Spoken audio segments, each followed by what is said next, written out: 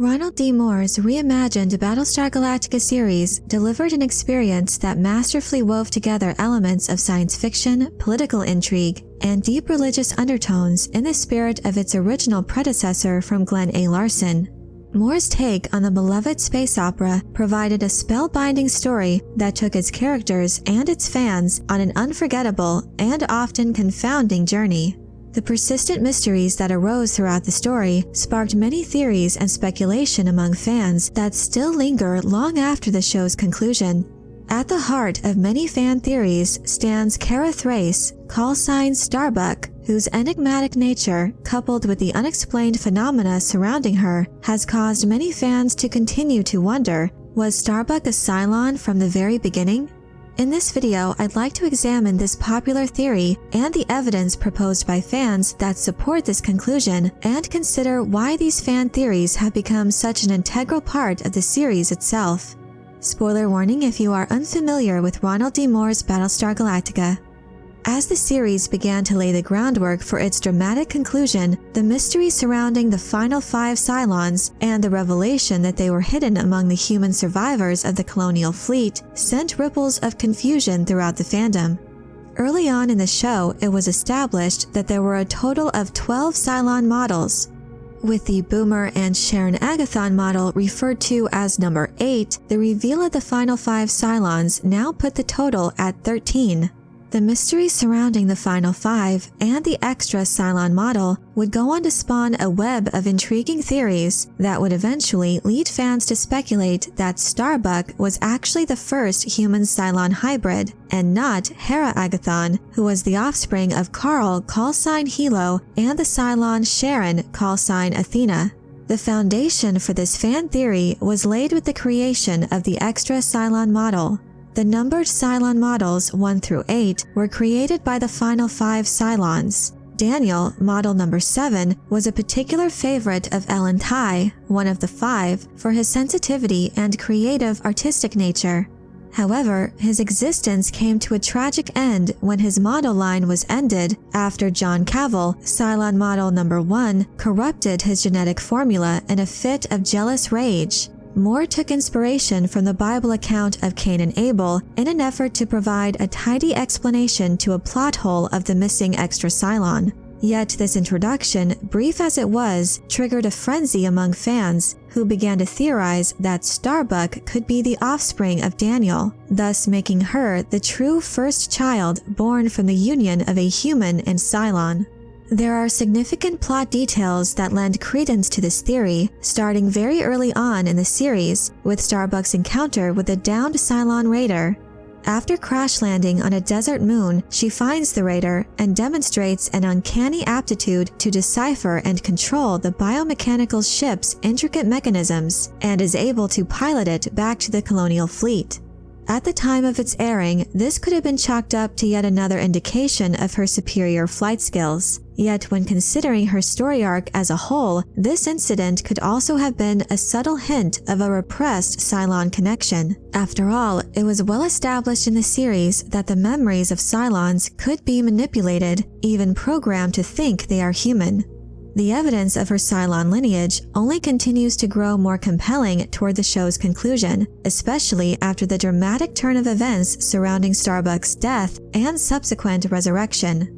Certainly, her resurrection itself is significant, as Cylons possess resurrection technology that enables a destroyed model's memories and knowledge to be downloaded into an awaiting copy.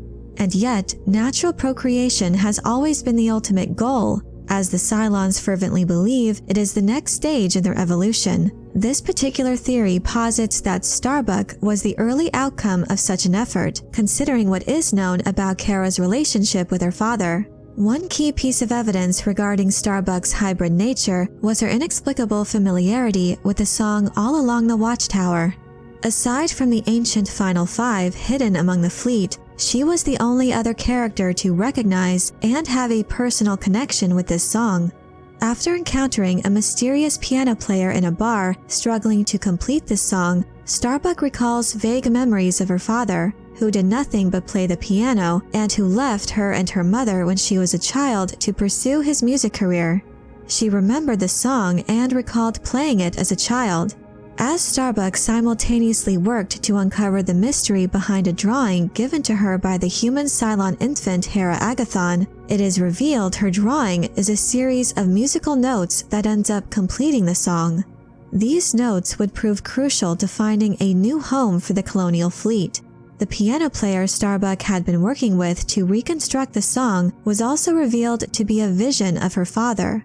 The backstory of Starbuck's estranged father as an artist and musician who introduced her to the song in the first place is certainly compelling evidence pointing towards her possible hybrid Cylon lineage, especially considering the artistic inclinations of the Daniel model. Could Daniel have somehow survived number one's sabotage, existing as a mere ghost in the Cylon machine, so to speak? Could he have been acting as an instrument, enacting the will of the omnipotent savior of both Cylon and human civilization? The mysteries inherent in the show certainly lend credibility to such grand theories, especially as the series creator Ronald D believes labels and specific answers detract from the show's theme of the unknowable. However, when it comes to this particular theory involving Daniel, Moore has specifically addressed whether there was more to his character. It's certainly understandable for fans to have contrived more significance to his character and wanting something far more grand and complex and a dramatic revelation rather than for it to turn out as simple as a story to cover a plot hole. Seeing the widespread popularity in the Daniel theory, Moore was compelled to issue an apology as he regretted leading fans to incorrect conclusions that would lead to disappointment in the series finale. Whether or not fans agree with this particular theory when it comes to Daniel as part of Starbuck-Cylon lineage, one thing is for certain: the true nature of Kara Thrace is not expressly known. Her very being is unknowable, which is what Moore wanted for the character. In a past interview, he said, quote, "I liked the idea conceptually that her fate was ambiguous, because conceptually we were tying her to whatever the power was that didn't like to be called God and was involved from the inception. From the miniseries on, there's definitely something else going on in this story, and it's unknowable. I kind of felt like it should be unknowable. It felt wrong to give it a neat answer on something that was so profound and existential about these people and the situation.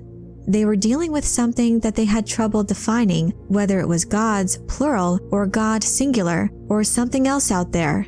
Starbuck was in some way representational of that power or had some connection to it, having been brought back from the dead, literally. I just didn't feel like I wanted to give it a, oh, that's what this means. It just felt right that that too should be mysterious and unknowable. That's the way I wanted to go. If I called her an angel, does that make everybody happy? That just seemed really unsatisfying. I don't know what that means. That's just putting a label on who she is, and it doesn't tell me anything more, really." While Moore never intended for Starbuck to be revealed as half-Cylon, the strength of this fan theory is a testament to the intricate world he crafted, a world where every detail was open to interpretation. As a result, his particular telling of Battlestar Galactica lends itself to speculation and makes it hard to refute such compelling ideas, as the mystery of the unknown is built into the show's foundations. Ultimately, Kara Thrace played a crucial role in humanity's salvation, uniting both sides of the epic conflict between man and Cylon, and the mystery surrounding her true nature only cements her legacy as one of the most intriguing characters in science fiction television. But I'm curious to know what you think about the popular theory that Starbuck was a hybrid Cylon the whole time. Are there any other moments from the series you think lends legitimacy to this theory? Let me know your thoughts in the comment section below. I hope you enjoyed this video.